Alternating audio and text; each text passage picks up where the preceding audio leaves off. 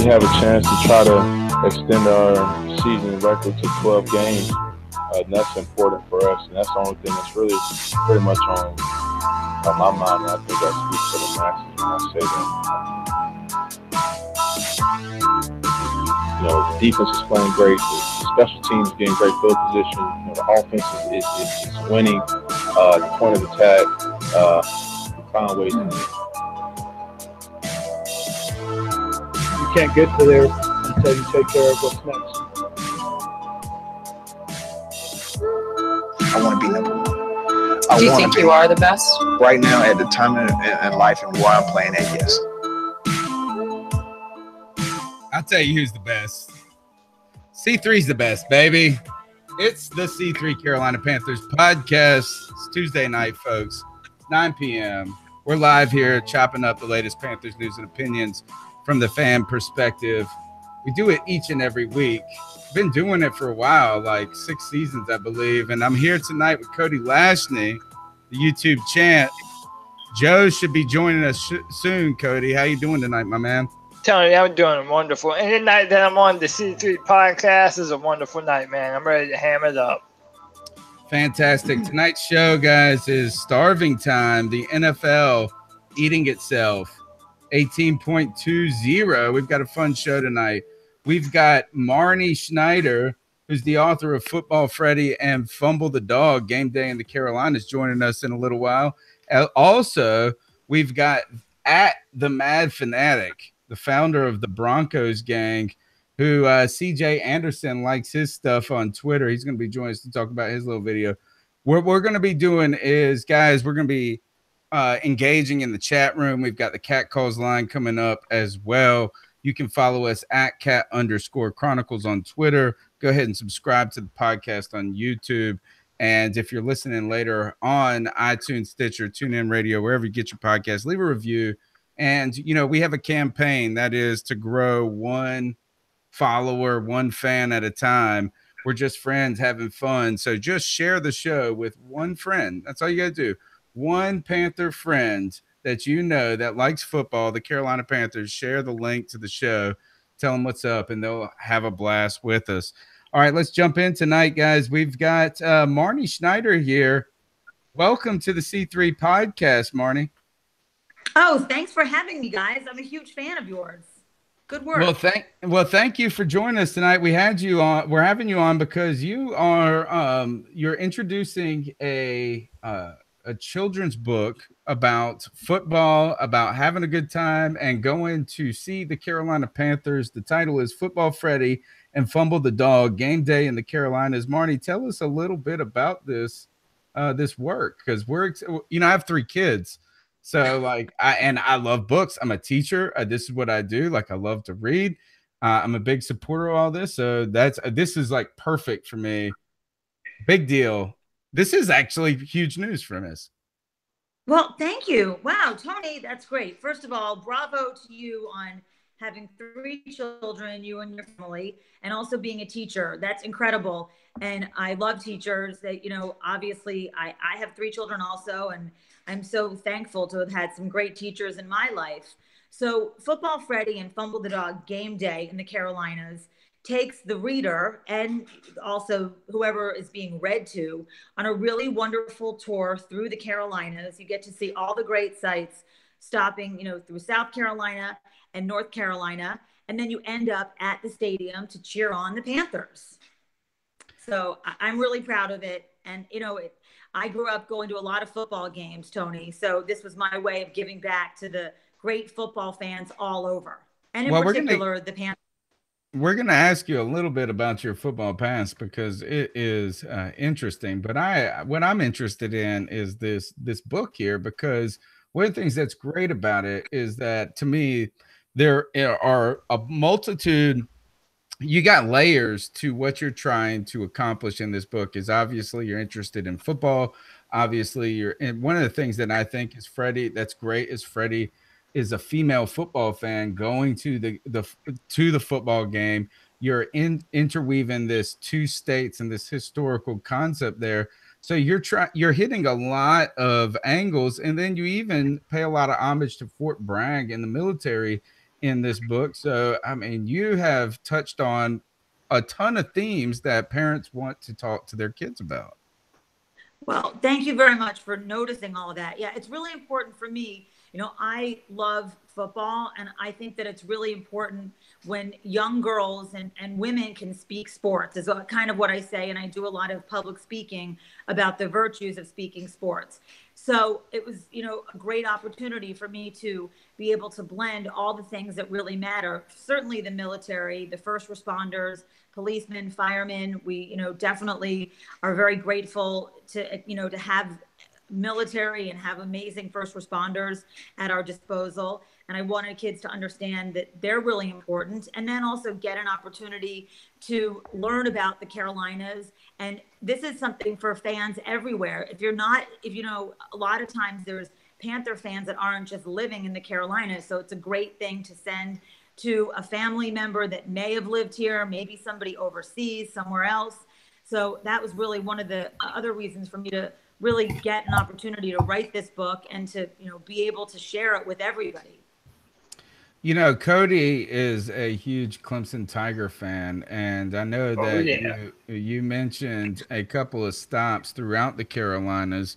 I saw Raleigh on the map. I was excited about that. I even saw Greenville, North Carolina, I believe, on the map on one of the pages. I've gotten a sneak peek at this book, and it's fun to see these themes, you know, in a manner that, like I said, I'm a historian. This is what I'm interested in, and I love sports. And you've kind of overlap these. Tell us about, Cody, I know you're a Clemson fan. What are some of the things, some of these spots in South Carolina you may have featured in this work? Well, so the book starts with Freddie joining up with her friend Mary, and they start off by going to Myrtle Beach, and then they go from Myrtle Beach. They go to let's see, I'm going to leave a couple surprises in there, but let's just say that after Myrtle Beach, they wander through the Carolinas. Then they end up in Columbia, South Carolina. And then they're super close once they're in Columbia, South Carolina, to North Carolina. And then from North Carolina, they make their way all the way into Charlotte. So for us, it was really something, you know, a way to give back too. I mean, for me, growing up and being part of, you know, my grandfather was very philanthropic and was involved in the first Ronald McDonald House. And, you know, a huge, you know, supporter of the military and the first responders. So by writing this book, it was a way for people, when they purchase it, for us to give back to the military, partner up with the USO, and we're donating money to them. We've already have a plan to donate 1,000 books to 500 military kids in North Carolina and 500 military kids in South Carolina. So we're going to make a big event out of that. I'm going to bring you guys down there and have you do a live broadcast, I think, when we're there. So it was really just a way for us to give back as much as we could, and also, you know, teach kids about the Carolinas, because they're so great. And I just saw on the news that I think it's the second best road trip. North Carolina is the second best road trip state in the United States. We got some fantastic interstates, that's for sure. Joe Riolano's in the house. Joe, that freaking Puerto Rican, welcome to the show, my friend. Oh, I'm glad to be here. Sorry I was running late tonight. Oh, you're right on time. It's Joe Riolano. It's Puerto Rican time. We're here, Joey, with Marnie Schneider, who's the author of Football Freddie and Fumble the Dog, Game Day in the Carolinas. But Marnie has a football past, Joey. She this is her second, I believe, children's book on football. And one of the things that's cool, Joe, is that Marnie's grandfather's Leonard Toast, former owner of the Philadelphia Eagles. Marnie, Joe, actually, I'll let Joe ask this, who is the most famed Philly you know? Just think, first Philly that comes to your mind, old school. Red and white. No, okay. Not Eagle, baseball. Sorry, I tripped you up. Baseball. Yeah. You have to give me a minute. Mike. Oh, the big first baseman. Mike Schmidt. Mike Schmidt. There you go. I love Mike Schmidt. Marnie, how many homers has Mike Schmidt hit? Many. I mean, many more than I. How about that? He's had many more than I would ever be able to even think about making. I don't know. All I right. think it's a lot. I don't know. I was reading your bio page. I saw you're a big fan of Mike Schmidt. I am a big, yeah. You know what? I am a big fan of Mike Schmidt. I don't, at this point, I've been so immersed in trying to, my memory is fading, Tony. So you Well, gotta, tell Joe a little bit about your grandfather, because I'm sure he's interested, because he mentioned Reggie White and the Eagles. And tell us about Leonard Toast and the Philadelphia Eagles. My grandfather. So I was, thank you. I was really fortunate to grow up with an incredible family, and my grandfather owned the Philadelphia Eagles from 1967 to through the mid 80s. And you know, during his time, the Eagles went to the Super Bowl. They did not win. They did lose to the Oakland Raiders, but it was a lot. You know, definitely. Dick Vermeil was the coach. Exactly. Yes, Dick Vermeil. Yeah, I'm still very friendly with Coach Vermeil, and he's a big fan of Football Freddie. So I was blessed with his, you know, with him saying this was so great, and he was really proud of what I've done and what I'm trying to do, which is to give back to all these great football fans. And Ron Jaworski was the quarterback that year. Yeah, they Jaws, is that Jaws? Yeah, Jaws. He was the quarterback. Jaws was the quarterback of the Eagles. All right, so so Marnie, tell us this. We'll get you out of here in just a moment. But so what are some of the fondest memories you had as a child? Well, first, like, how is it different if your grandfather's the owner of a team? It's not like me where I'm like, you know, my kids, they go around, and my son, my oldest son doesn't like football at all. My two young girls love football. They dab, they know who Cam Newton is, they call the numbers out and all of this. But how is it different as being the dang grandchild of an owner of a football team? Because I know grandparents, and they treat their grandchildren like princesses. Well, that is definitely true. Grandparents have the ability to spoil the children, and it's not considered gross. When a parent does it, it might be vulgar and disgusting and not even appropriate. I think for me, you know, growing up, my grandfather was super generous to many, many people. Obviously he loves me, and well, he passed away, but he loved me and loved having me around. I think that everything, you know, with the Eagles, when I was growing up and having a grandfather own the team, it's really no different than a super fan, Tony, which is really why I wanted Freddie to be able to kind of translate my life story in many ways. You really care about what's going on. And obviously, I might have taken it a little bit harder. There were definitely a lot of tears. And I think that I probably the difference is that I got teased. Okay. So when the Eagles would lose, Monday mornings were quite traumatic for me because I was going to be definitely asked why that game plan didn't work, or ask questions that I really didn't know the answer to. And I think that was harder for me because I just took it so personally, because I wanted the Eagles to win, because I love Philadelphia and I loved, you know, being part of that.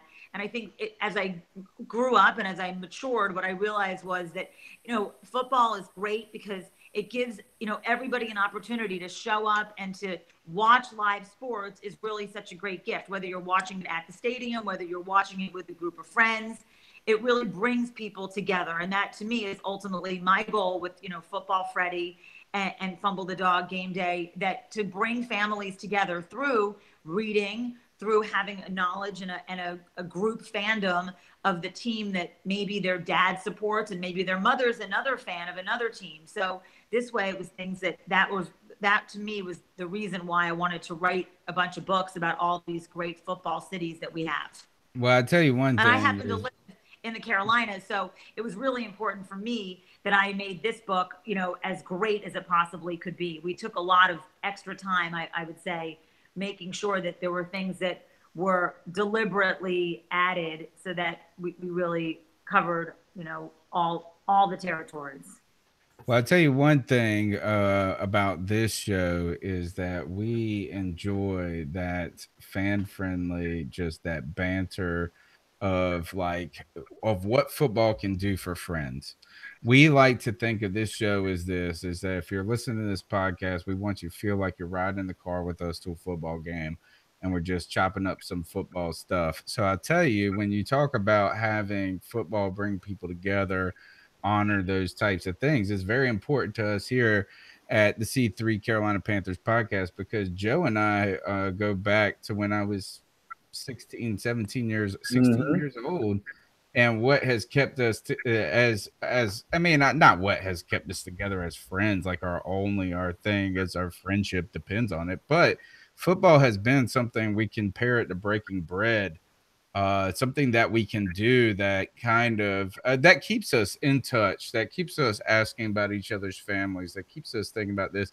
But Cody, I did want to bring Cody in here, and I want to ask this, is that if Marnie Schneider was, say, like 13 years old and Tony Dunn was her classmate and this was the Carolina Panthers, and her grandfather didn't sign the player that I wanted, or the team lost, what would I tell her in class, you think? Oh man, well, I mean, you would take out all your frustrations on her, right? Well, what's our segment at the end of the show? Oh yeah.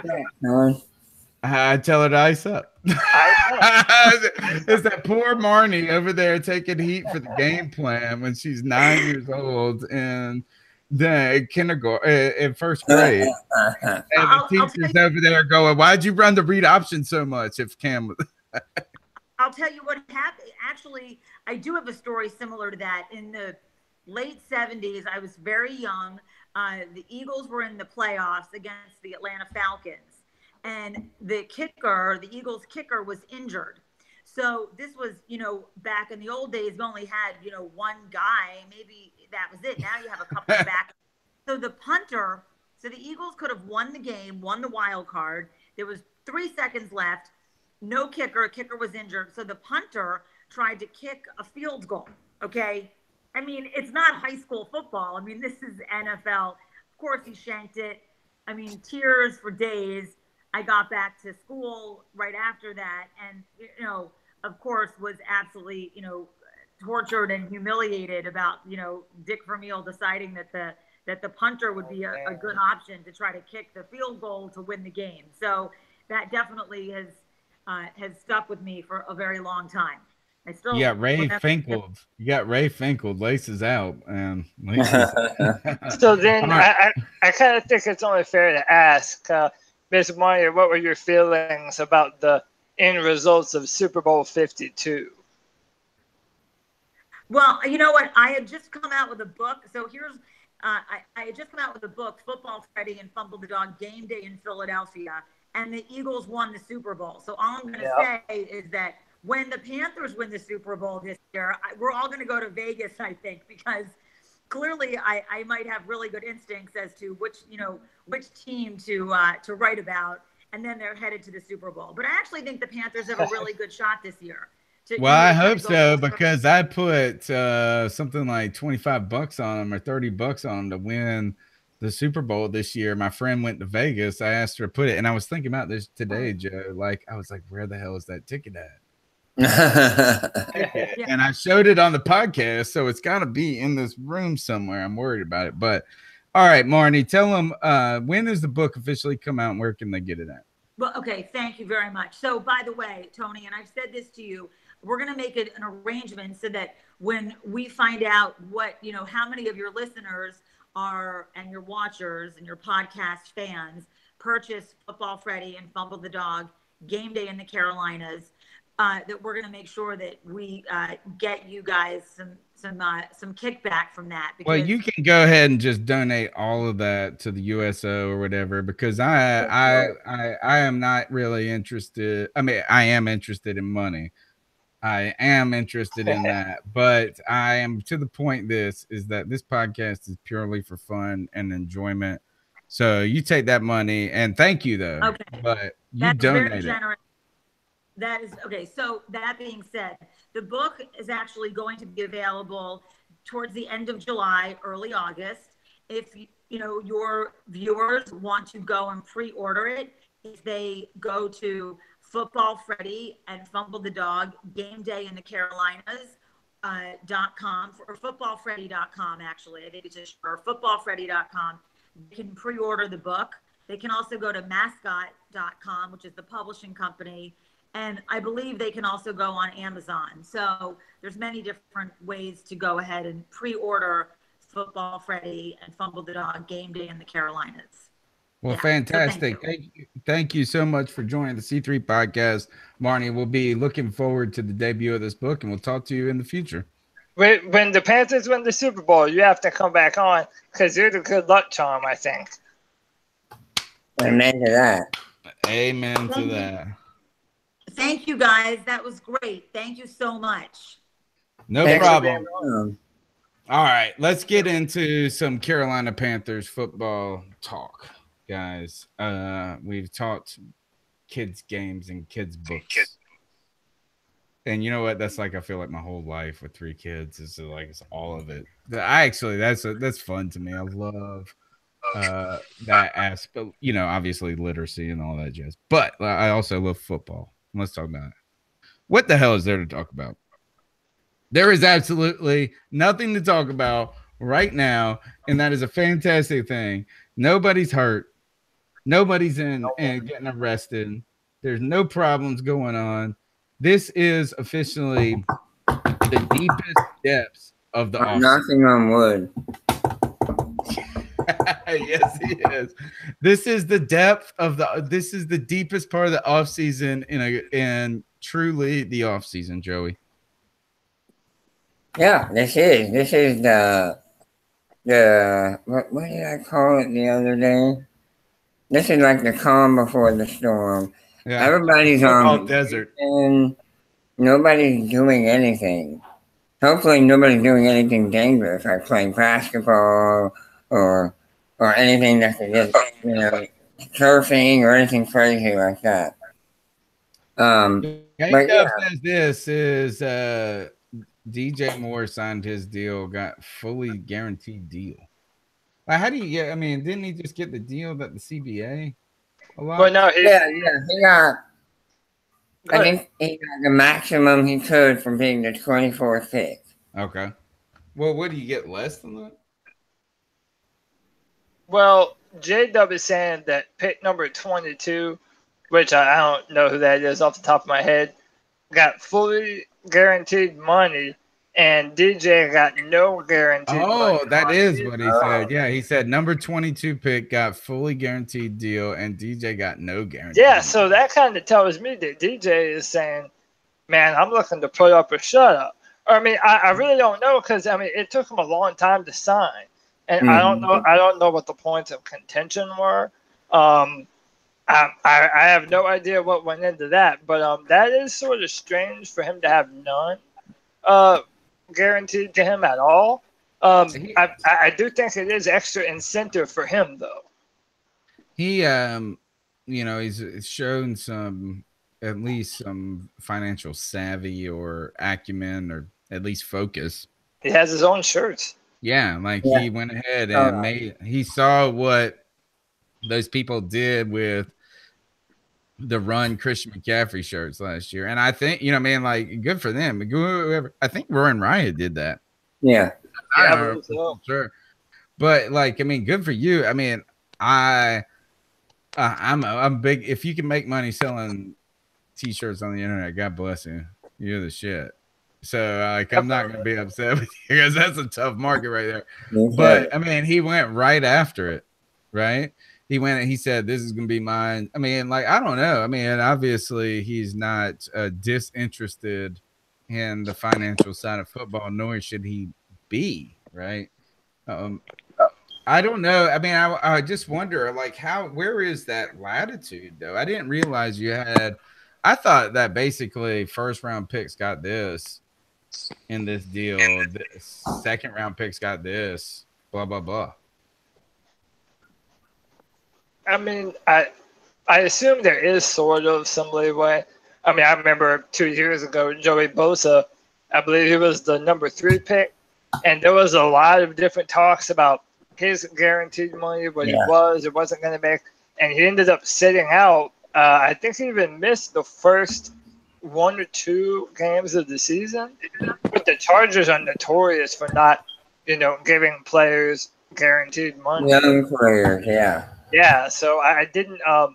But I mean, now that I look at us and DJ having no guaranteed money, maybe we're doing something similar. I don't know, but I do know that having him locked up, it is a little bit of a weight off of your shoulders, because I mean, for us to not have him going into the season, we did not want another Joey Bosa situation at all. Mhm. Especially since he's going to be so important to what we're doing in North Turner's offense. I mean, that's an important piece of our future right there. So it definitely is a sigh of relief, in my opinion. This is what J-Dub says in the chat. He says, I love the deal. There is an allowance for your top 3, and you have to spread it out. And guaranteed money is a something option. What I'm thinking here is what I would be interested in following this question of, like, how in the CBA, because I was just of the belief that it was very formulaic. First round gets this, second round gets this, like, here's the years, here's the max, here's the minimum. Like, maybe you just negotiate on, like, some of the perks, I thought. But I wonder, when you're talking guaranteed money, and he said a team is a team option, guaranteed money is a team option, I wonder how that affects the salary cap, for that year in that moment. And does that maybe ultimately free up $1 million? I know $1 million in the salary cap doesn't sound like a lot, but if you had 3 there, is there potential signing or something? At least you have a little bit of wiggle room. So that would be an interesting question to follow, how these rookie contracts, when they're negotiated, immediately affect the salary cap for the team. Yeah, I mean, I'm sort of, I mean, in my opinion, it's probably, whenever you draft these dudes, especially a receiver, you have no idea what you're going to get. I mean, they could be the next best thing, the next Antonio Brown, or they could just be another huge bust. And I think that's why the guaranteed money is all on the team, because it's saying, well, you have to come and prove yourself in our system. And then if you do that, well, then we'll throw some money your way. But until then, you're going to make the maximum that you're allowed to make at the 24th pick in the draft. I mean, personally, I'm not mad at it. I don't know all the details. J-Dub seems to be the man with the plan when it comes to the contracts here. But yeah, I do think that this is just something to ensure that we're not wasting a bunch of money on someone that ultimately never pans out. Yeah. I mean, giving guaranteed money is a big risk, because they come into training camp, tear an ACL, and you've got to pay. Yeah. They got their money. They won't play for you at all. But yet they got paid. So there's a huge inherent risk. And I imagine some positions are probably easier to give guaranteed money to than others. I think another thing with the guaranteed money is some of it is semantics, and that is, you call their first year contracts, you don't count it as guaranteed money because they haven't played the contract. You only count that, like, signing bonus as the guaranteed money. But as soon as they step onto the field for training camp or whatever the official date is, they're due the 2018 money. You know what I'm saying? So, like, while that first contractual year is not fully guaranteed in the theory of, like, you could retire or something like we've talked about for other sports, is that you do get that first year is guaranteed once you are on the team, So they don't count it like that overall. But anyway, is that here, let me we've got a guest coming in. We've got the @Mad Fanatic, who is the founder of the Bronco gang, coming in to talk a little CJ Anderson with us. But before we get him on the show, I want to remind everybody to go ahead and subscribe to the podcast, to follow us on Twitter @cat_chronicles, and to tell a friend about the show. And if you want to be on the C3 podcast and have your voice heard, you can call this phone number.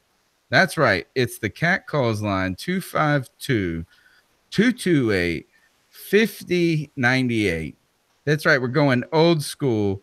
A little note card for you. Plug this number in your telephone, 252-228-5098. That's the Cat Calls line, where you can leave a voicemail for us to play on the show. We'll feature those a little later in the show.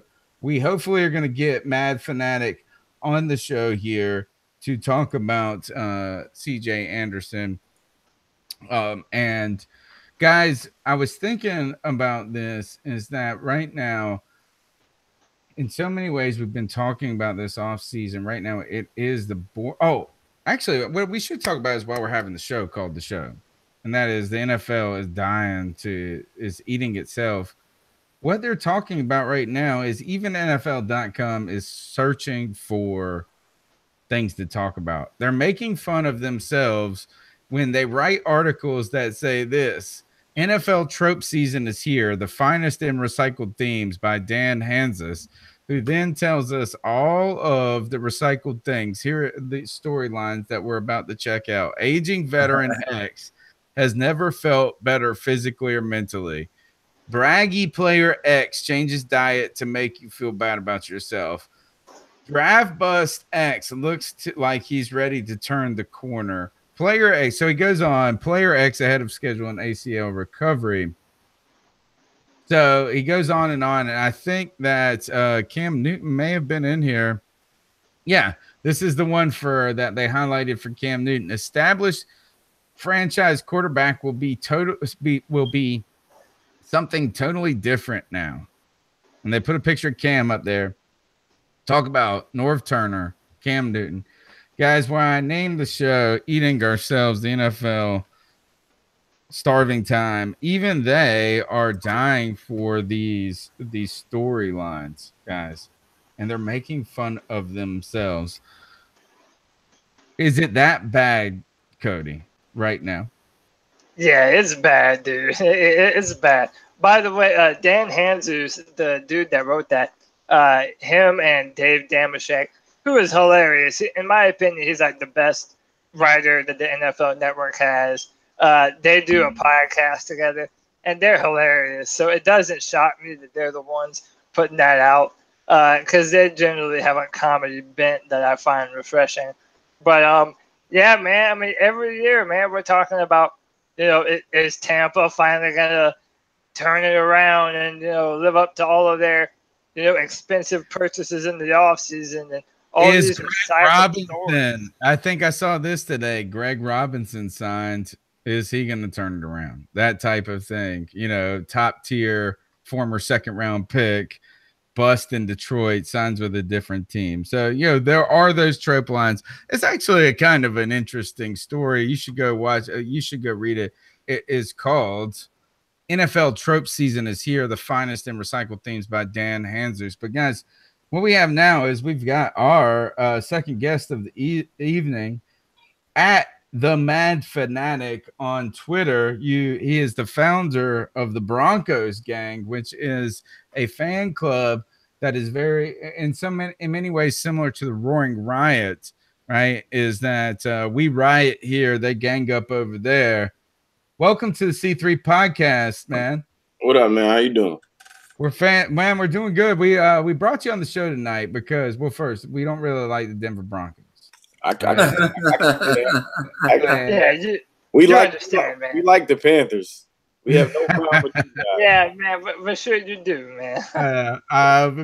Mine goes back to this. Is the reason I dislike the Denver Broncos is this was 2012. and Peyton Manning's the quarterback of the Denver Broncos. I think it was his first year there. They come to Carolina, and I was really excited because I go to I live a little ways away, so I make sure I go to one game a year. You know, you get that one game that you're eyeballing on the schedule that you want to hit up.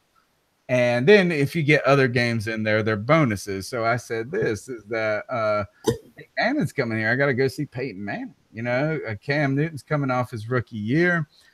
We had gotten these good seats down low the year before for cheap. But Cam Newton's there now, and all of a sudden these tickets are expensive. They're $250 a piece. Right. Yeah. And so we go there to see Peyton Manning, Cam Newton his second year. I bring these signs in. I get on the Jumbotron. It's a bird. Right. All these things are going right, except for Peyton Manning carved us up. I feel like we put like 50 on you that year. It was a lot, and it hurt too. I remember when he sat Cam and was like, yeah, that's right. I have a selective memory. I mean, since it was such a bad game, the only thing I remember was Steve Smith laying the boom on Von Miller, man. Steve came out of nowhere, and he just put Von in the dirt out of nowhere. That's my guy, man. I like Steve Smith a lot. Yeah, who doesn't? Right in with those guys. But all right, so let me tell you first, before we get into why we brought you on the show, tell us a little about the Broncos game. Bronco gang, no S. All right. Bronco gang is a gang of fans all around the world. I started it at I think 2013. I started it because I live in Connecticut, but I'm a Bronco fan. So I used to go to bars and games and stuff. I would be by myself. So I really just had this idea. I saw people hashtagging Bronco gang, just saying it. And I was like, what if someone created a real network where we could find other fans all around the world? And if I live in Connecticut and I could see who's within 20 miles away from me and go to the bar with them. And then it just turned into way bigger than I expected. And now we have members in all 50 states and 28 different countries. So it's pretty dope. That's awesome. Yeah. Is that, we are a fan-based podcast where basically every Tuesday night for the last, really, since I think 2012, 2013, we've just been getting together talking Panthers talk. You know, man, it's just a good way. I watched a video on your website about how, you can bring people together. And that is it's football and sports. Sports are transcendent in so many ways. Sure. Right now, we think of them in a divisive light just because of the silly talk that's going on surrounding all the things. But sports are a unifying moment for fans. So, look, we really brought you on to this, guys. I'm going to tell you this, is that if you're listening to the podcast, you got kids listening, you might want to just turn down the volume for a moment. But we played a little edgy here, so I'm not censoring any of this. This is a video that CJ Anderson retweeted that he had been saving. And he said this, before I go dark, because it sounds like I've seen him mention this 2 or 3 times, that C.J. Anderson, formerly Denver Bronco, now with the Carolina Panthers, free agent signing, is that he goes dark during the season. And this is he said, but before I go dark. He really goes dark when he's in locked-in training mode, off season. That's the time of the year when he gets locked in. All right, so this is what the Mad Fanatic on Twitter, I saw this. Over and over. Do me a favor, yo. Are you about to keep arguing with me about C.J. Anderson? Stop fucking following me. How about that? How about you just stop following me? I don't got time to keep posting the same shit. The man is not on the team no more. Wish him well and shut the fuck up. Okay? 9 backs in the entire NFL had 1,000 yards. That's a fact. 5 of them averaged less yards per carry than CJ. That's a fact. We had injuries on the offensive line. That's a fact. We had a quarterback that couldn't stretch the field. That's a fact. We had injuries at wide receiver. That's a fact. We didn't have a tight end that did shit. Those are all facts. We had coaches that were trying to transition Booker into the offense. So my man had 6 games with 10 or less carries and still gets 1,000 yards. One of 9 people in the whole NFL. People like Le'Veon Bell, Shady McCoy, they had less yards per carry than CJ. So shut the fuck up.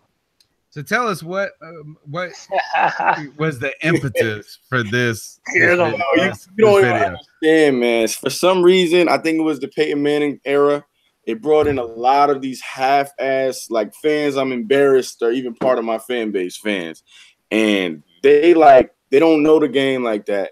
and they don't know the nuances of the game. They don't understand, like, yo, when teams don't have to really respect the pass, or they're playing cover 2, they're playing deep safeties, there's nobody extra in the box, when you don't have a good offensive line, when the politics of the game, when they're trying to transition the young guy because they're not planning on re-signing the guy and he only gets 10 yards a carry.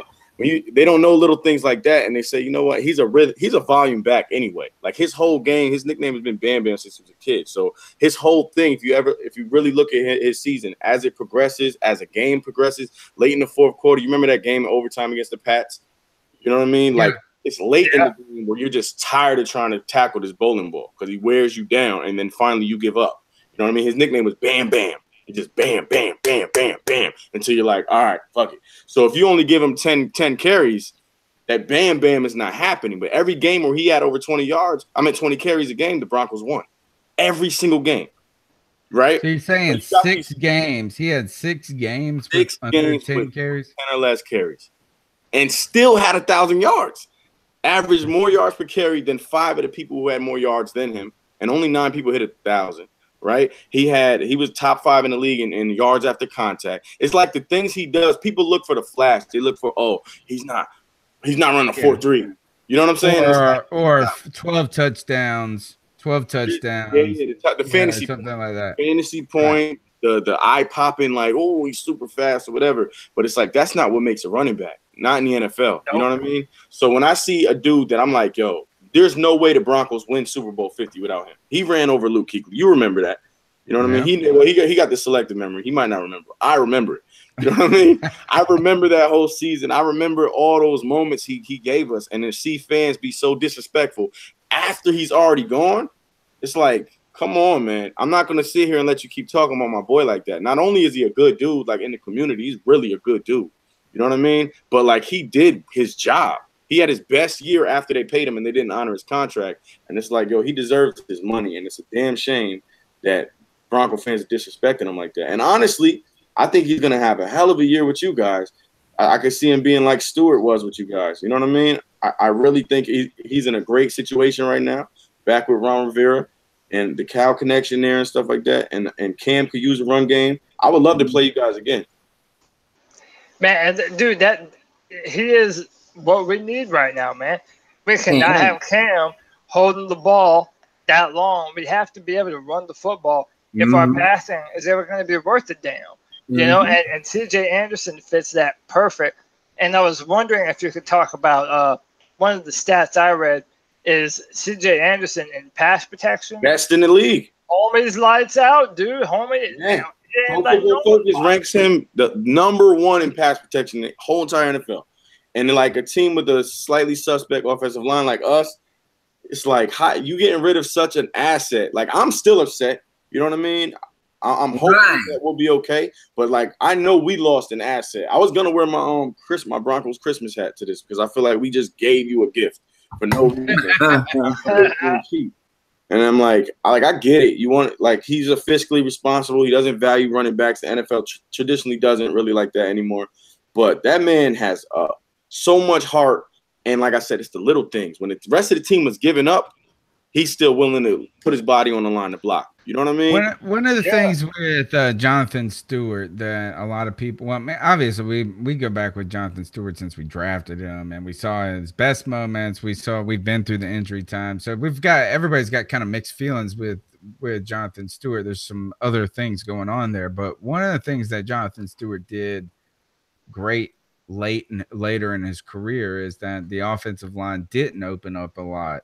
Is that he did truly have to fight. I mean, you look at that 3.4, whatever the average is for Jonathan Stewart. He had to fight for 1.2 of those. Like, I mean, like, he had to really fight like a man to get those. And one of the things that I've seen about looking at tape about C.J. Anderson, you mentioned a little bit about the offensive line having some inconsistencies or maybe even being suspect. Yeah, is that I saw C.J. Anderson fight for yards. So tell us just a little bit about what he did last year in that 1,000 yards with that offensive line. Mention some of those injuries and how that played into his game. I mean, it played a huge part. Number one, you got to understand, we knew our offensive line was an issue in the first place. So we drafted and reached for in my opinion, our left tackle Garrett Bowles, right? And this is a bottom of the first round pick. It's not a top 10 pick. We weren't that bad. We were like 18 or 20 we picked, I think. So this is a rookie at left tackle, the most important piece to your puzzle. Then one of the things we did to fix our offensive line was draft Pro Bowler Ron Leary, who's injured a lot as well. So he goes down pretty early in the season. And then the game, we were like 4-1, could have been 5-0. And when we played the Giants, and we lost 3 right tackles in one game. So we played 3 games with that actually makes me kind of with a backup guard playing right tackle. We played 3 games like that. Like we had no one. We had to sign people off the street that were getting cut from other teams and stuff. It was crazy the injuries we were having on the offensive line. And then they were like really, like if you remember the beginning of the season, CJ was top 3 in everything. Like he was killing Dallas. Like we were killing everybody. And as soon as the injury started happening, it started to change. But also the Broncos were like, let's get this dude Booker involved.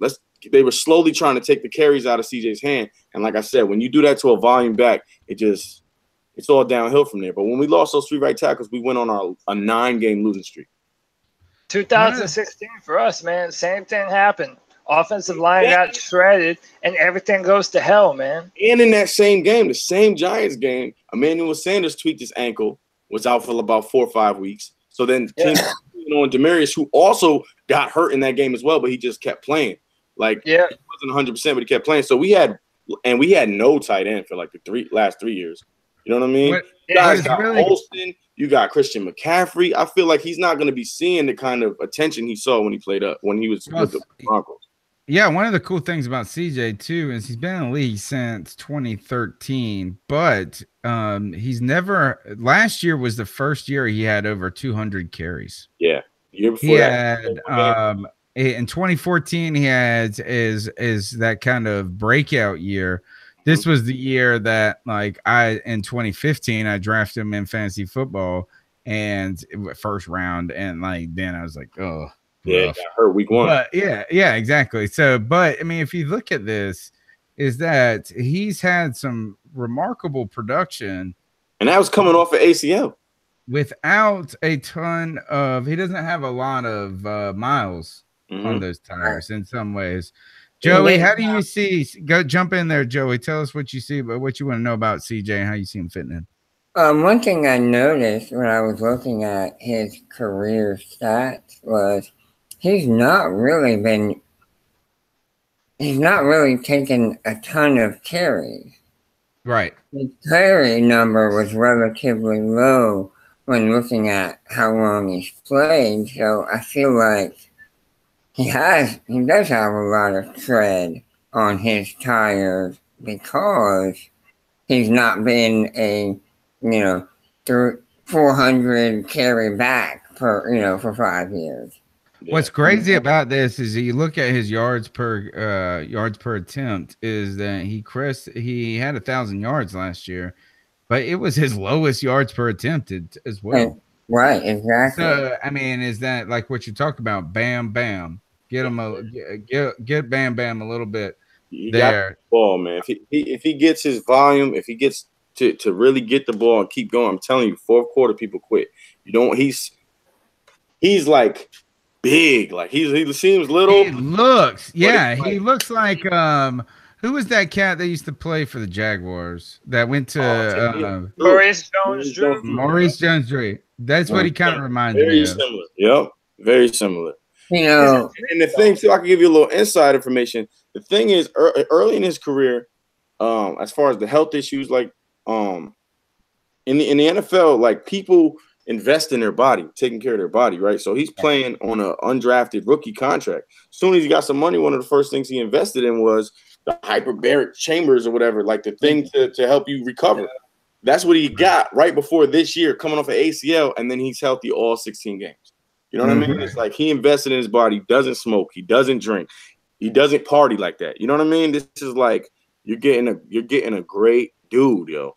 And that's why it's like disappointing when John Elway is like, I'll just draft some dude in the 3rd round and maybe he'll be a Super Bowl champion. Like now you got me more excited than I even was about having this guy. Now I'm really getting hyped to see this guy run the ball. Yeah, and another thing too, if you go back to CJ, is like you mentioned when you first jumped on, is that the politics of the game where you're bringing in the younger guy, you're trying to groom that up. But if you go back to 2015 when we played you guys, and 2014, is that his role was never solidified there. They were always trying to get those other guys. I don't know, was it Hilliard or who was that? There was a couple of Ronnie Hillman. Hillman. But you gotta understand too, though, it's the cycle of the NFL, especially at the running back position. Because if you look at it, CJ really did Booker's doing the same thing to CJ that CJ did to Noshawn. You know what I mean? Like they didn't want to put Noshawn Moreno. CJ, I like Noshawn. That's my dude. He went. It was the undrafted guy tearing it up in preseason. That they were like, you know what? He's cheaper than Noshawn, and it's the cycle just continues for some reason. At the running back, they're always looking to replace him, man. But I love it. DJ is the type of dude that thrives off of the chip on his shoulder. That's why he's willing to run into people like that, because he's like, I got something to prove. Fantastic. All right. Tell us where everybody can follow you on Twitter, man. We really appreciate the insight on CJ. And we hope that everything is at the Mad Fanatic. So. Fantastic, man. Thank you for coming on the C3 podcast tonight and talking to CJ Anderson. No doubt, man. Have a good one. Appreciate you, dog. And we're still salty. And good luck this season, man. Hopefully we get the rematch. Yeah. That's what we're talking about. It was Super Bowl a good 53 Super Bowl. in Atlanta. I'm down. We can do that. I'm down. There you go. All right, man. Peace. Thanks a lot. All right, guys. That is at the Mad Fanatic, founder of Bronco Gang. Joey, this is what I like about this. 6 games with under 10 carries. My man is 1,000 I'm yards. going out on a limb right now and saying I do believe Anderson will get another 1,000 yards this year. He only needs to average 62.5 yards per game, and he will reach the 1,000 mark. It's not impossible, man, and it makes me wonder. It makes me wonder what Christian McCaffrey's role is going to be. I mean, to me, if that happens, it does kind of seem as Christian is going to be in more of a receiver role, which honestly, that might be where he's best suited anyway. And listen, even if it doesn't hit 1,000, if it's 600 to 700 plus, and if Christian matches that or somewhere near that, I mean, if you have 2 running backs at just under 1,000, that's 800. Damn good. You get 2. You get one with 800. You get one with 600, and then Christian McCaffrey has 400 yards receiving. Yeah, man, dude, that's perfect. That's fantastic. All of a sudden, Cam got 300 yards. Cam got 300 yards on 3 carries. I mean, that's my guy. That's what I say. That's how much I love Cam. Is that mug he can get 400 yards on 3 carries. Dude, last year Cam Newton had the most rushing yards of his entire career, man. I mean, and honestly, that helps us and Christian and CJ Anderson when you have the defense having to game plan for that many different runners. I'm going to say this. If Cam has the fewest rushing yards of his career this season, we're going to go really deep into the playoffs. You know, I mean, I like to say that too, but here's what I love about Cam is that's crazy is that Cam you talk about Michael Vick being the best running quarterback ever and all this. No. What I love about Cam, not you, but like just theory. People talk about all these things, right? Got you. But for Cam, what I love about Cam is that Cam busts off like 70 yards. Like he's had a couple of, I think he has something like, I read this stat, this is a long time ago. I was writing a story about Cam, and it was like the most quarterback runs over 30 yards. Is that not, I mean, when he busts them, it's like a 70-yard to the 5. If he can continue to do just that, let CJ and Christian McCaffrey. Take the beating. Let them be the leading rushers. But when you're on 3rd and 12 and you need to break away, when you need to break off a play like in the Minnesota Vikings game or the Miami Dolphins game, just let him run amok, man. Let him do the run-pass option, open them up, keep the defense honest. Dude, we should be ready to roll, man. Yeah. All right, guys. Got some other things to do here, but we got to get to these cat calls. The number is 252-228-5098. But before I get to the cat call, actually, we'll do the cat calls. And we'll come back to this. People talking junk to Cam Newton. Kids talking junk to Cam Newton after the cat calls makes me. I wish that Cody would not have showed me before the show. I got angry. We had a children's book author come on the show, and I was ready to fight people. And she's coming on here, and I had to all of a sudden go story time mode. But guys, the number for the cat calls line is 252-228-5098. It's your opportunity to have your voice heard among Panther Nation on the C3 Panthers podcast. Guys, we want to let everybody know that we appreciate your support in the chat room, wherever you're at listening now. Hopefully, we're getting better each and every week. I know sometimes we walk backwards, but this week we're going forwards, and we can use your help next week. Do that. You can help us next week by sharing the show with a friend or calling into the cat calls line. But here we go for tonight. So what are your thoughts on catcalling? Yeah, it's pretty. You shouldn't do that to somebody. And how did that make you feel? Very uncomfortable. So how do you think catcalling makes the person feel? It feels good, like. Who's that cat sitting in the back corner with his face buried in his nose? Who's that kid that can use one? Professor, for God's sake, please, the levels. I think I just blew out my ear. I was trying to cut the grass and listen to the podcast. Woo! Oh my God. I think I can hear. Can you hear me? Can I hear myself? Levels, man. A level. Rest in peace, Avicii. How's it going? It's been a while since I actually called in and everything. This is G. Cavassier. Quick question. And before you guys answer the question, my answer is hell no. But I'm seeing a lot of, internet posts saying that Dez Bryant should sign with Carolina. My opinion, hell no. We have enough wide receivers on the roster already. I just think if he would come to Carolina, it would be trouble because I think he would cry and complain that he didn't get the ball as much as he wanted to. And something else that I want you guys' opinion on. Do you feel that Curtis Samuel was going to make the actual roster? I want that dude to win. I really want to see him, have a 5 or 6 touchdown season with everybody else, with DJ Moore and Funches and everybody else, I don't know. I'm hearing reports that, he's doing good, but he's still recovering from that injury, so give you guys' opinions on that. And always remember to keep pounding. That's a boy, G. Cavassier. Hey, let me go ahead and tell you this. Can we say it on 3? 1, 2, 3. Hell no. Hell no. Is that we don't really need that. Is that, one of the things, anybody who is kind of on the Dez Bryant train, and I'm not even talking about in Carolina, but like if you're interested on any fan base in signing Dez Bryant, I feel like what you're trying to do is replicate what Michael Crabtree has been. Mm-hmm. And that is a guy that had talent that was, and I would say that Dez Bryant had a more successful career than Michael Crabtree, but Michael Crabtree had a moment where he was looking like he was about to be the next thing. And, then you had the Richard Sherman, all that stuff but Michael Crabtree has had a renaissance with his career, guy with talent in the second, third phase of his career. I think that's what you're trying to do if you sign Dez Bryant. The problem is Dez Bryant has always been a pain in the ass, and he's not known as the smartest dude.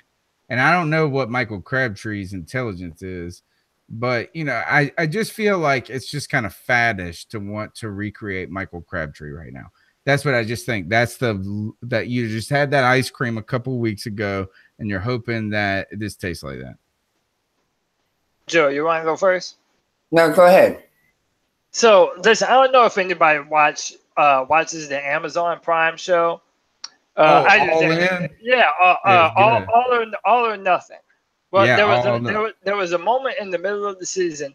They were preparing for Denver, and the coach or the receivers coach was talking about how devastating that Denver defense is, and Dez was acting out saying, "Man, you don't have to talk them up like that, man. Like you don't have to, talk like, oh, we have to be afraid of them. They're scary, man. Like we're grown men. We know how to play football." And dude, listen, man, just shut up. Dude, don't back talk your coach, man. That's his job to let you know what kind of opponent you're getting ready to play. There's a reason that the backfield for Denver was called the no-fly zone. And by the way, guess what? Des Bryant wasn't flying against Denver, was he? No, he wasn't.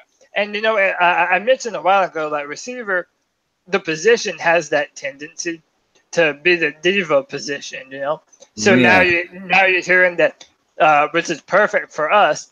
Julio Jones is talking a lot to Terrell Owens, and the Atlanta Falcons are nervous about that. And understandably so. You don't want your wide receiver to be selfish and a diva. It hurts the whole team. It's not beneficial for everything that you're trying to do on offense. And the last thing I'll say, man, dude, we need to have Mr. Cavassier on the show, man. I feel like that would be awesome to have that dude on the show and, chill with him and talk to him. He has his own show. I'm worried he might take it over. With that name, with that voice, dude, those guys ready to go. I feel like, what was that old, how they had all the Saturday Night Live spinoffs? And you had like the Schneider, who was the Jewish guy that did that one where he was the man pimp. But then there was the one where my man was what was that guy where my man was? The movie he did. The guy with the afro. Yeah. Oh man, I know like where he was the lover. He was like the lover. Yeah. Oh, that's one of my favorite movies of all time, dude. The love that the ladies, man. J-Dub in the chat. The ladies. The ladies, man. That's right. J-Dub got it. That's one of my favorite movies of all time. Yes, sir. Yes, I sir. feel like my man come on the show and just like we'd have to give him the dang whole internet password here. Can I buy you a fish sandwich? The second question, though, going by Tim Meadows, he said the second part of his question goes back to Curtis Samuel, right? And here is that like Curtis Samuel is the fact that he's running and doing those things at this point is that he's a lot to make the team. Like you can't. Not, I mean, you just gotta, just by his draft status, you gotta give that shot. I think this is that right now we are with Curtis Samuel because you got Panther Nasty, who's like our boy. You know what I'm saying? Like, I mean, another guy to take over the dang show. That's how good he is with and how much he loves Carolina Panthers. Panther Nasty always been making fun of Curtis Samuel being made of glass. Him and Demir Burke, glass, right? And the thing is that we have a hesitancy. We're cautious at this point because we haven't kind of been burned by the draft and our rookies. But boy, wouldn't it be amazing if we actually caught a superstar in a bottle, kind of like a Steve Smith? You know what I'm saying? What like we talked to with Curtis Samuel and DJ Moore. Oh, and listen, imagine this for me. DJ Moore, Christian McCaffrey, Curtis Samuel, maybe throw in Greg Olsen at tight end. Dude, listen, we have weapons, man. But, we have options now that we really didn't before. I mean, Willie McGinnis was saying that we have the potential to be a top 5 offense, man. And, I was reading somewhere that Curtis Samuel had similar numbers to Antonio Brown in Antonio Brown's first season in the NFL. I mean, yeah, dude, the dude has a ton of potential.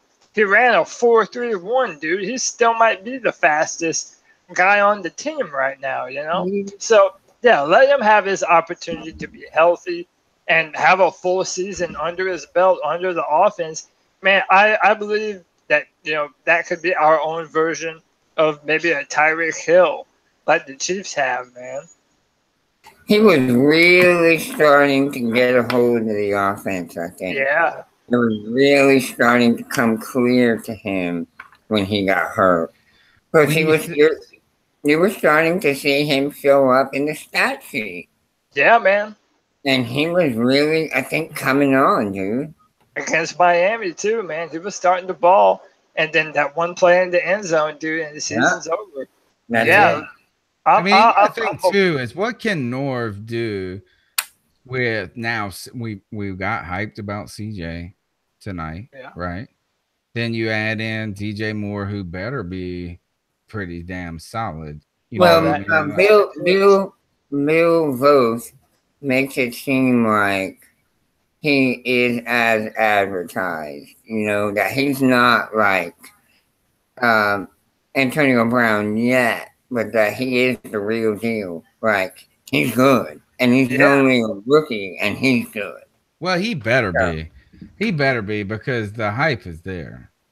Whether he wants it or not. You know what I'm saying? It ain't on DJ Moore. He ain't out there yapping and jumping, you know, like this. But like you said, even now, the team is needing their first round pick to be something. He needs to put some kind of contribution out there. Because you got McCaffrey, who's coming off, I mean, a good season, but like, we got to catch. But what imagine what I'm just hoping for is that you got CJ, that's kind of that pillar of stability back there. But imagine if you can just catch two guys, lightning in a bottle. You know what I'm saying? Christian McCaffrey and Curtis Samuel, or Christian McCaffrey and DJ Moore, or Curtis Samuel and DJ. It doesn't matter which two.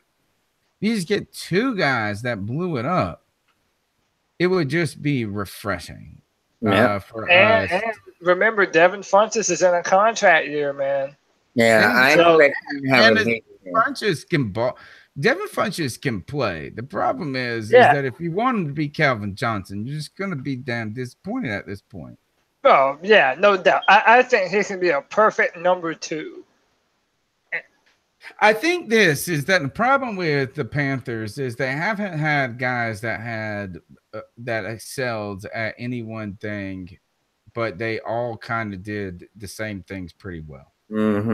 Yeah. And so is that like, Devin Funchess has some downfield speed. He has some ability after the catch. He has a length to him. He has that. But like, when you put him and Benjamin on the field, they're really not able to give you the diversity. We've talked about this over and over in the show. You put Samuel and another speedster, or say McCaffrey, you know, you're duplicating these things a little bit. But if you get a DJ Moore, if you get a Funchess, you get a tall guy, you get a guy that's sturdy enough to go can do a little bit of everything, and then you put a speedster out there, you say this is what you do really well. You know? Yeah, man. So it would be nice. I just want us to catch more than one. You know, as a guy, like, let's catch more than one wave. I mean, I'll be happy with one, but let's get greedy. Yeah, what happens when you have 2 or 3, or you have 4 real legit contributors? I want to say the Atlanta Falcons, the last 2 years in a row, most of their draft picks, even in their 6th and 7th round picks, have been starters.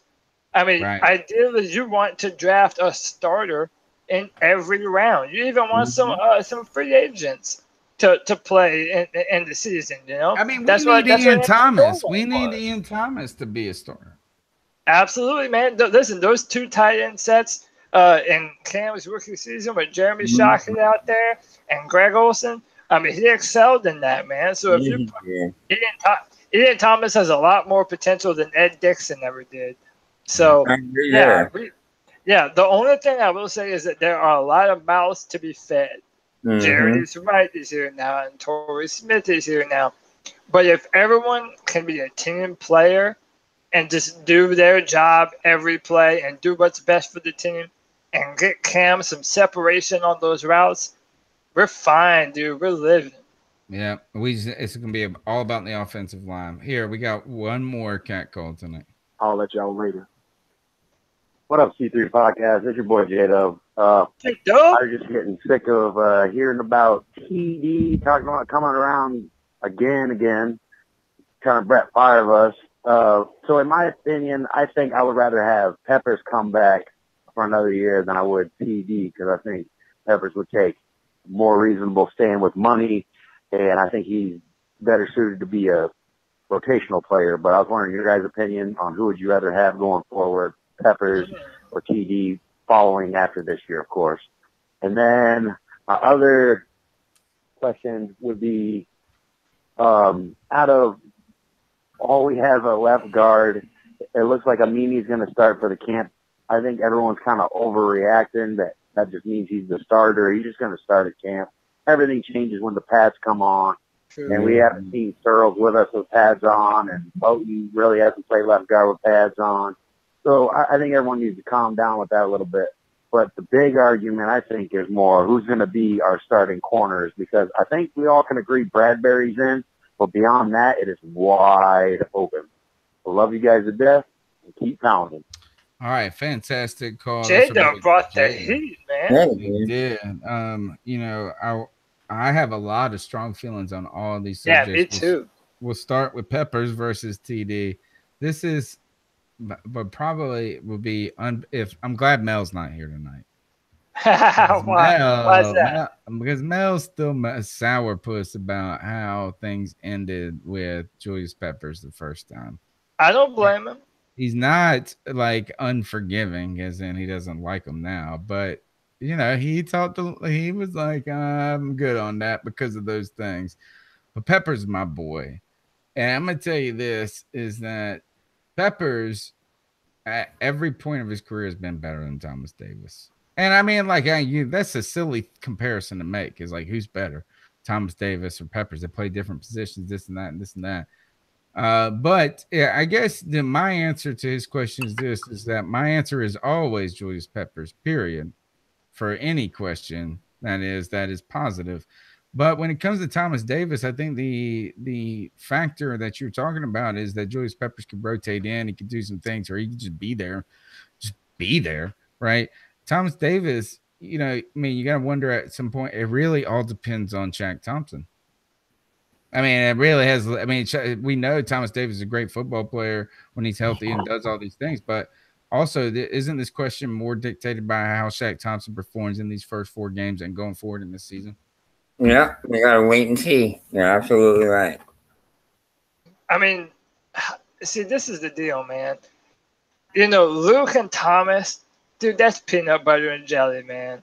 I mean, that's peanut butter and jelly, dude. I mean, they complement each other so well. And I do think, I mean, you're not wrong. Peppers has been a better player at defensive end than Thomas Davis has. Julius Peppers is a first ballot Hall of Famer. Done. And if you don't put that, you're just weird. Yeah. Yeah. My deal is, you know, Thomas Davis had 3 different ACL surgeries, and you know that obviously wasn't his fault. But you know, we have Shaq in place. And I don't know, man. I feel like Julius brings something to our team right now that is more irreplaceable than Thomas Davis does.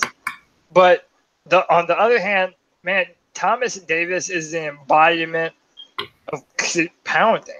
I mean, Thomas Davis is the Panthers. You know, this is 100% no lie. I will cry man tears if Thomas Davis is on another football team in the NFL. I mean, I think it's kind of weak. He kind of said, I'm gonna say this, is that he shouldn't have said all that mess when he was in trying to force his hand with Gettleman about how he wanted to finish for the Panther and all that. You know what I mean? Like, is that we all believe that. I mean, we all do believe that. I'm not questioning him as a person any way, but like if he goes on and plays that with another team, is that he just shouldn't have said those things. True. I mean, there's definitely some merit to that. I don't know, man. Thomas is, I love Thomas Davis. I love the type of spirit that he has. When he broke his arm against Arizona and still played in the Super Bowl. I mean, it's like I said, man. Him and Luke right next to each other. That's fearsome, man. But yeah, we have his replacement and Shaq Thompson, and it's almost a little unfair to Shaq if he kind of overstays his welcome, and it's Shaq's time to shine, Shaq's time to have his paycheck come around, and he's never been able to fill that role because Thomas Davis has seniority around the place, man. Mm-hmm. Let me go, Joe. I want to just throw this to you. Is this, and we're getting late here, but still, this is what we do. 2002, Julius Peppers is drafted. He started 12 games because I think he got hit with the performance enhancing thing. He said he took Theraflu or something else like that. Remember Dayquil or NyQuil or something? Right. Anyway, but thing about this is that he started 12 games that year. He had 12 sacks his rookie year. 12 games, 12 sacks. Last year, the last 2 years have been the fewest starts of his career since then. 2016 and 2017, Green Bay, they have him listed as starting 11 games with 7.5 sacks. But when we say he's not missing because of injury, it's just because you're not starting him because you're not starting him on first down. Right? Yeah. Last year, he's listed on Pro Football Reference. How many games do you think he's listed as starting last year? Maybe 2 of them. I don't even know. That's even lower than I thought. At 5. But this is what I love about this stat is he's listed as starting 5 games, but he had 11 sacks. Dude, first ballot Hall of Fame. I mean, how do you do this? Is that he's never had a season. If you throw out the last 2 seasons, just because he was a starter last year. Let's just say that he was the guy. He was there more than Charles Johnson ever was. Right, exactly. So I mean, I'm just saying is that he's never missed because of injury. Period. And also another thing to keep in mind, career. In Green Bay, he was playing as an outside linebacker. That was part of the reason he moved. He wanted to play standing up, kind of just to prove that he could do it. That he could do it. 38, and doing stuff that guys that are drafted into the league to do that when they're 22 can't. Yeah, that's crazy. He's such a freak. All right, so next question. Let's just finish up with that last question about the secondary position. Yeah. Actually, no, there was 2 questions that J-Dub had. One going to offensive guard. I agree. The Silatulu stuff is that really you can't. Whoever's taking reps with the first team right now, of course, it's seniority at this point. You're really not even. They're not reps. It's like walk there, go there, remember this. You know what I'm saying? Like to even barely think. Even let me just go and tell you this is that if you haven't been to a training camp and you go, practice is barely practice. Mm-hmm. Like you think of this is that I think of like me practicing playing ping pong, and I'd be practicing. I have to play for 12 hours straight.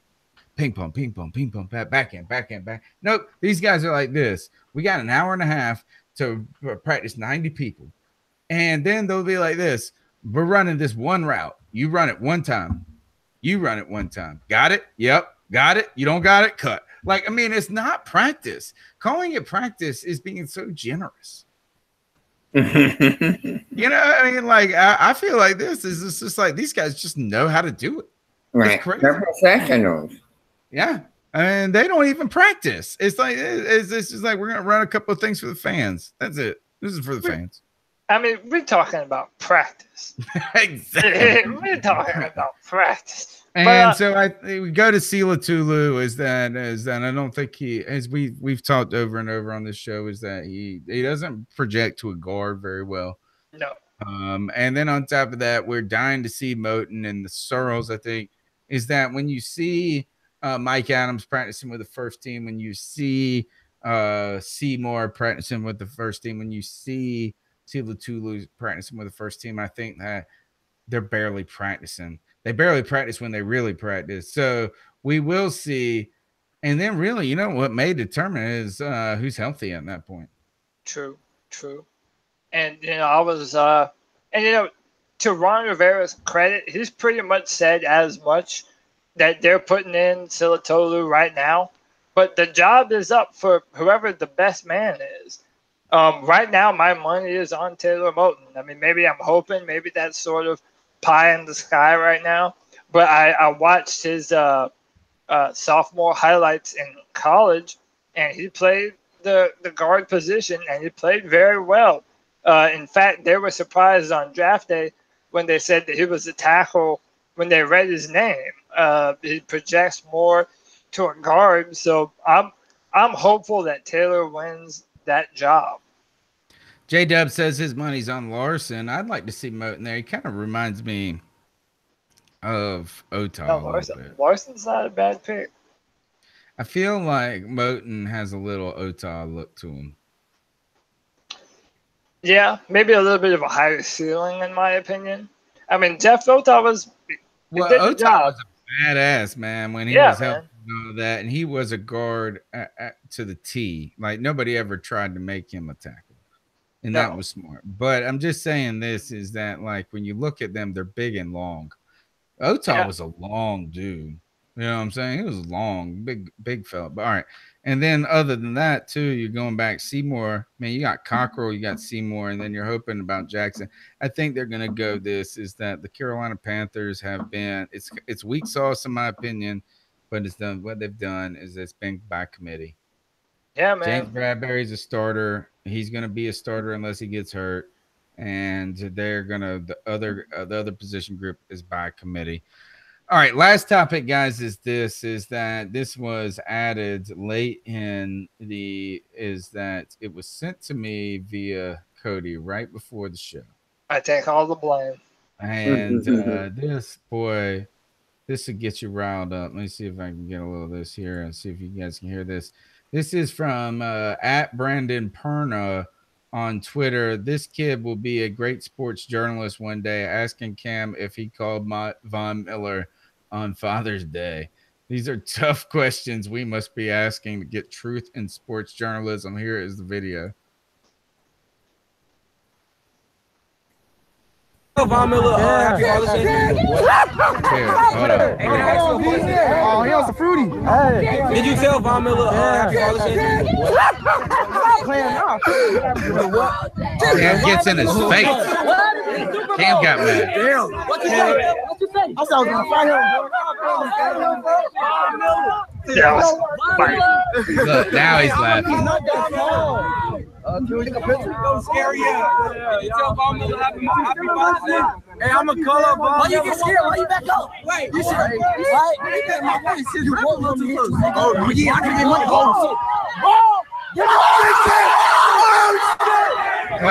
Now we were talking junk. We're not talking junk anymore because somebody made a play.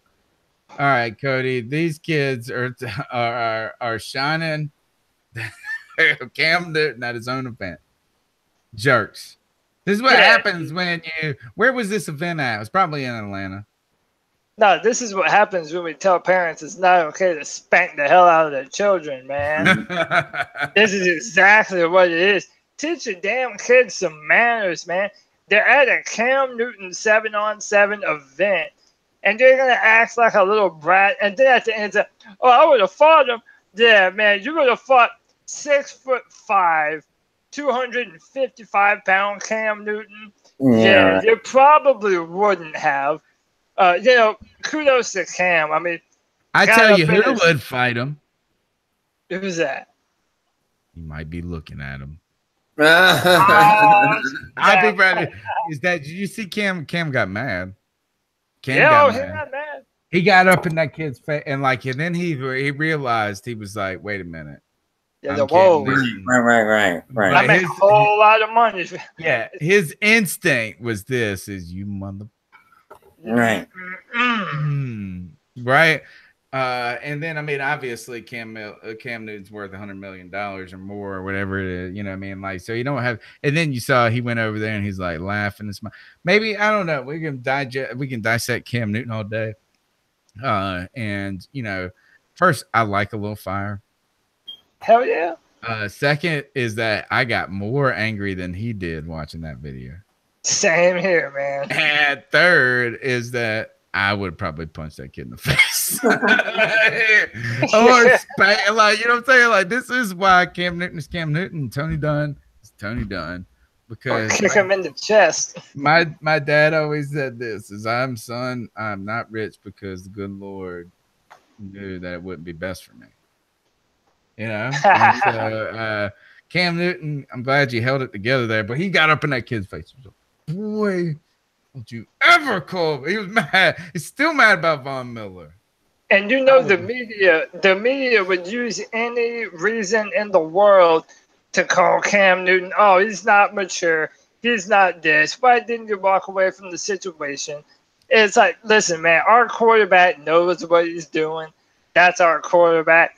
And, man, listen, this is just me, man, but if he did slap that kid, I'd still be on Cam's side, man. Hell yeah. I would be more of a fan. Right. I'd be more of a fan if he slapped that kid. That's how I feel. Because their parents damn sure ain't doing it. I do like this is go watch that video. You know what? One thing's great is Cam looks young. Cam looks lean. Does he though? Fit. Is that we're all talking about people slowing down and this and that, you know, with walls. No, Cam Newton's about to enter. If he's healthy right now and he looks like that, you could potentially see the best Cam Newton you've ever seen. Ever. And that's exciting. It's exciting, man. So Cam Newton looking thicker than a Snickers. I want to bring that little kid on the podcast because you know how I tell him? Eyes up. Eyes up. And that's what time it is, folks.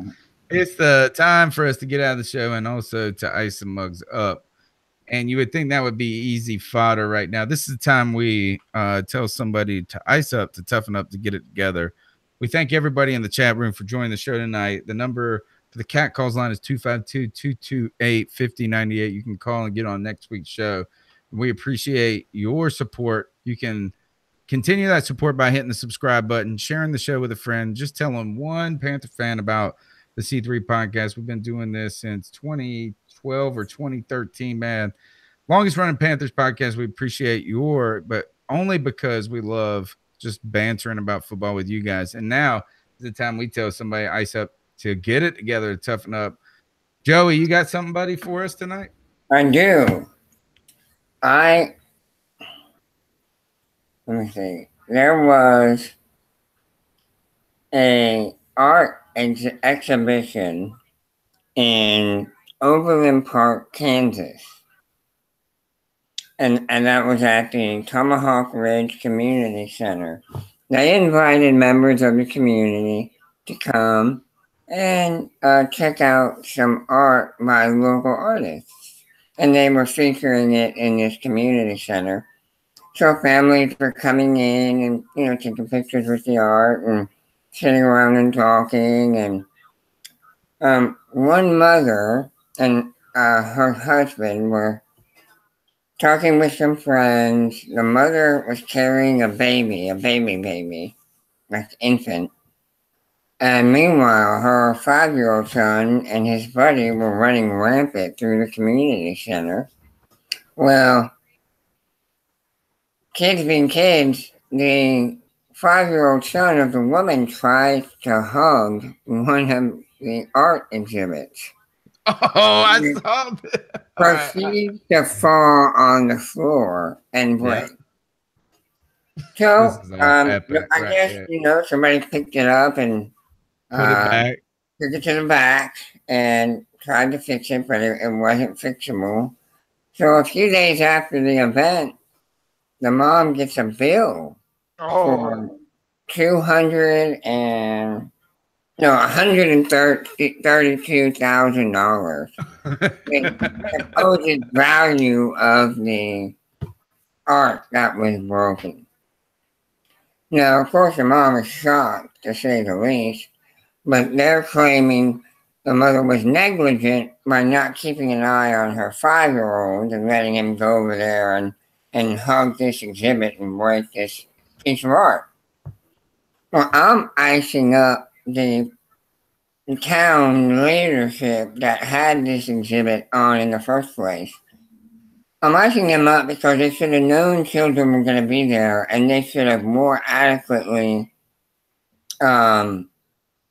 supported the art. They should have had it. Security. Yeah, they should have had it better secured, because if you're opening this up to the public, you have to assume children are going to come. I mean, my God, even adults not paying attention to bump into it and knock it down. So you would think, instead of just setting it on a pedestal, that they would more appropriately secure it. Well, they he was didn't. like 5. Right, 5-year-old kids, of course. You know, they're going to run around and be kids. So I'm icing these people up because how tacky is it to send them to send the bill to the mother? I think this got ice up. Ice up. So they are being iced up for being tacky and having you can no see sense. it all on. You see it all on the film too. On the film, I mean, right? like, there's a security camera.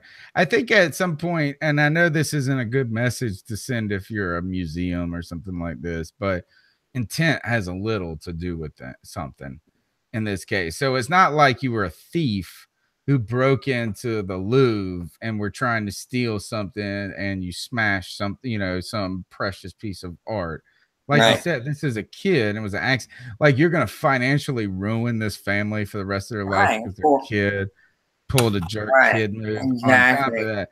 And it'd be one thing if he had a can of paint, a spray paint can, and was going around the right. Is that the parent could have been distracted anyway? All these number of things. But then the other thing is that if I was this person, maybe if you guys want to hire me, I'm not a bar certified attorney, but the professor does know how to argue until you quit. And I just until you quit. And this is what I would say in this case is that I've been to a museum in Paris that was the Museum of Modern Art. And I'm gonna tell you this: if you ever go to Paris, don't go to the Museum of Modern Art. Modern art sucks, dude. And I went to this one exhibit. I'm sitting there at this exhibit, and this person comes up to me, and they work at the art at the museum, and they say, "You need to take a step back. You're standing over the line." And I look down at the floor, and there's a piece of tape on the floor that says, "Don't stand over this." There's a piece of tape, you know what I'm saying? Like, essentially, like a line that says, "Don't stand over this." And I was like, all right, I get that. Except for this was the exhibit. The exhibit was a placemat, a wet floor sign, and a Kong, like a dog Kong that you put a treat in. Like, this artist literally went to the Dollar General and got a placemat, a wet floor sign. They stole the wet floor sign and they got a Kong. And this guy was like, I mean, I could get it if I was looking at it as like a sand thing, you know, like some monks made a sand skull, you know, like where they do the color sand, and I'm standing real close to it. I'm standing half an inch over a damn line, and it's like fucking wet floor sign. I was like, if I break this shit, I'll just go to the Dollar General and get you a new one. So imagine if I broke that wet floor sign and they were like, that's $72,000. like my balls it is. All right, so ice up to that. All right, Cody, what you got for us? Yeah, man. So as a few of you probably know, the NFL Network, every year they survey 100 players, and they have their top 100 of the previous year in football. Now, I wouldn't have a problem with the list as it is this year if the list were who are the best players in football right now. But that's not what it is. It's the best player of 2017. So J.J. Watt is on the list, who played a total of what? Maybe 3 games this whole year. Aaron Rodgers is in the top 10. Now listen, none of us are saying that Aaron Rodgers is a bum. Who would ever say that? but the man missed almost more than half of the season, and he's a top 10 player of 2017. And to top it all off, K1 Short and Greg Olsen are nowhere to be found on the list. That's a load of crap. And what? I'm fine with Greg Olsen. But I mean, but all right. But this is the deal, though.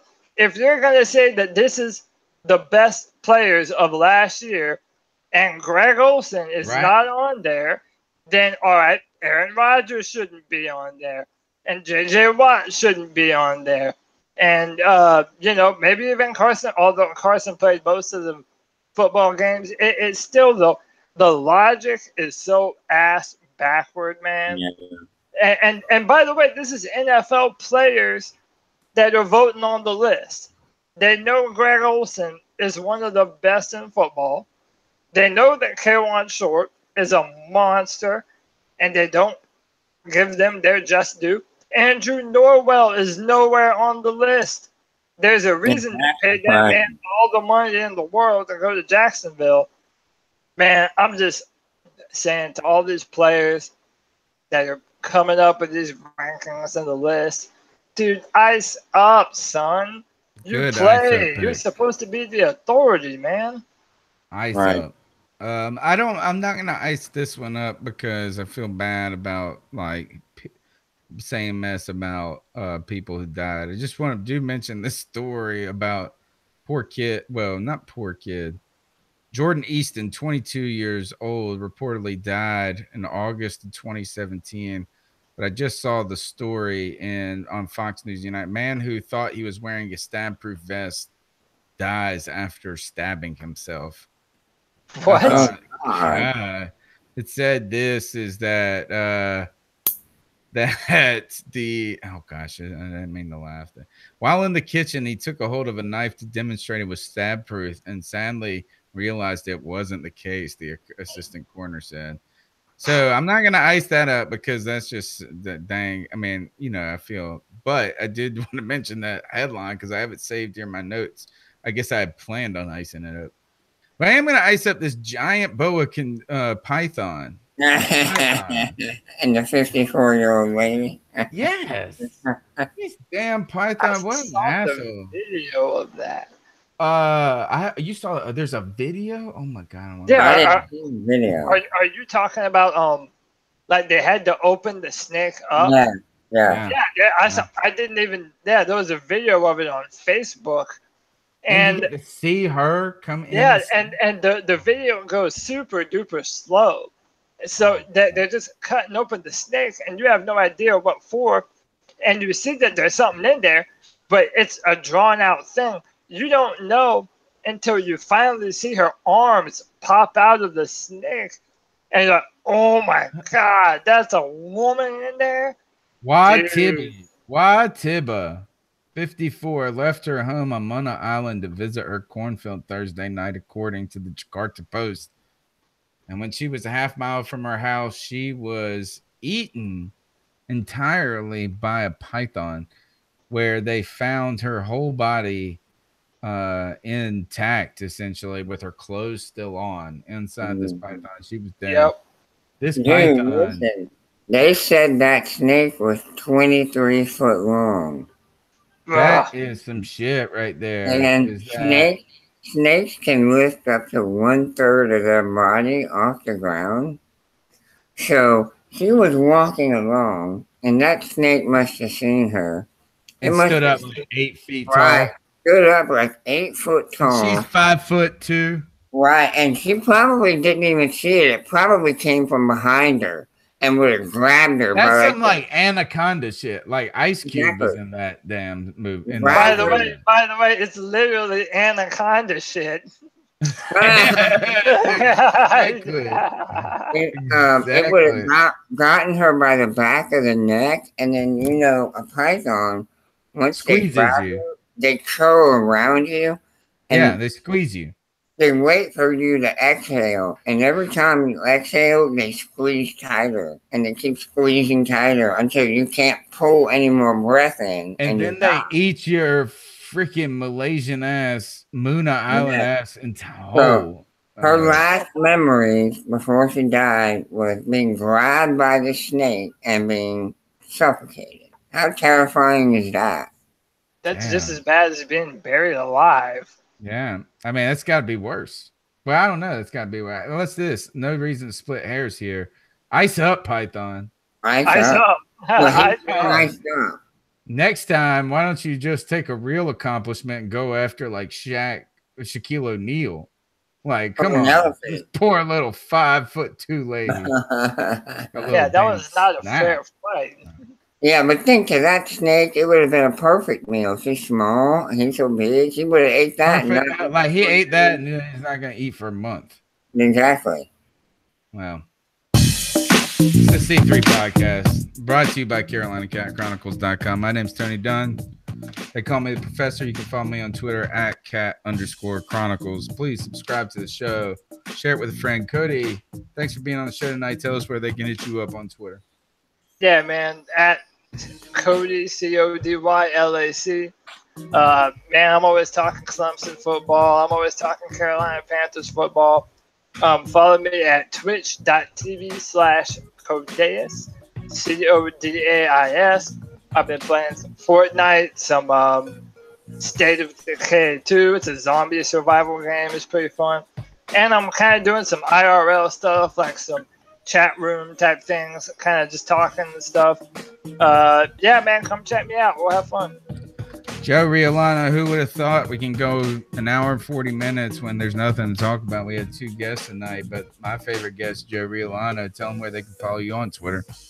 Guys, you can follow me on Twitter at Joe Riolano, and hit me up. Any Panther questions, discussion points, whatever. I'm always down to talk Panther football or New York Yankees baseball, baby. It is that time. But you know what? It's time for us to get out of here. Call the Cat Calls line, 252-228-5988. Remember, we keep pounding even when the news is slight. We're still here having a ball. Take it easy, guys.